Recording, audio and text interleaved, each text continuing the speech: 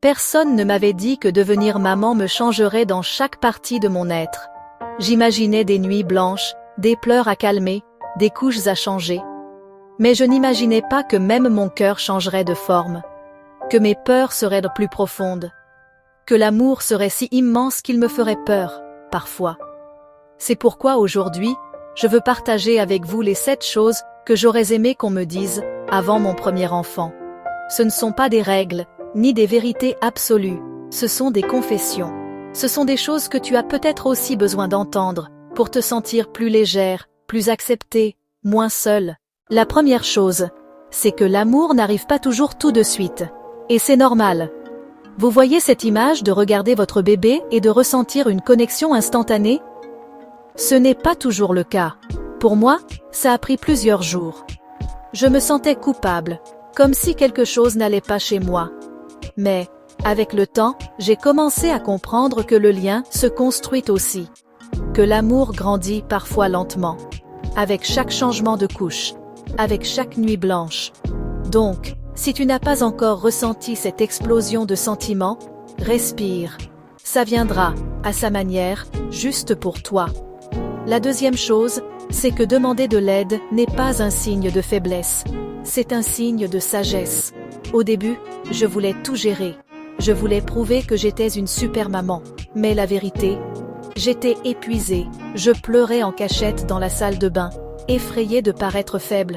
Jusqu'à ce que je comprenne, accepter de l'aide est un acte d'amour, non seulement pour moi-même, mais aussi pour mon bébé. Donc, si quelqu'un propose de cuisiner, de nettoyer, ou simplement de tenir le bébé pendant 15 minutes pendant que tu prends une douche, dis oui, tu mérites cette pause.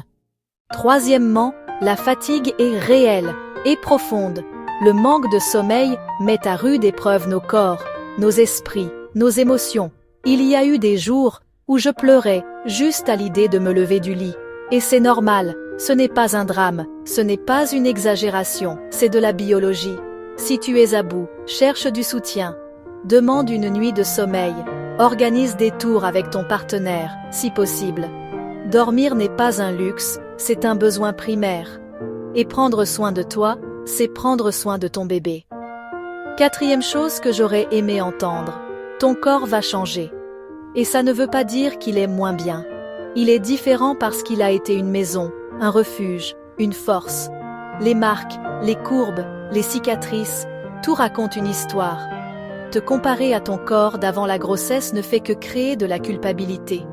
Apprends à te regarder avec la même tendresse qu'avec laquelle tu regardes ton bébé. Tu mérites ce regard doux. Ton corps n'est pas un ennemi. C'est la preuve de l'amour. La cinquième chose, parfois, tu regretteras qui tu étais, et ça ne fait pas de toi une mauvaise mère.